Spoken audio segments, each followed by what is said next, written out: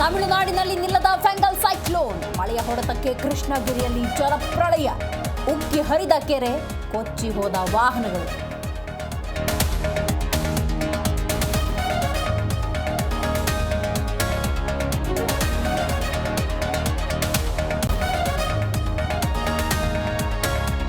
ತುಮಕೂರಿನಲ್ಲಿ ಅಭಿವೃದ್ಧಿ ಜೊತೆ ಉದ್ಯೋಗ ಸೃಷ್ಟಿ. ನೋಡಪ್ಪ ಸುರೇಶ್, ನಿನ್ನ ಕ್ಷೇತ್ರದಲ್ಲಿ ಅಭಿವೃದ್ಧಿ ನಡೀತಾ ಇದೆ. ಬಿಜೆಪಿ ಶಾಸಕನಿಗೆ ಸಿಎಂ ಕೌಂಟರ್.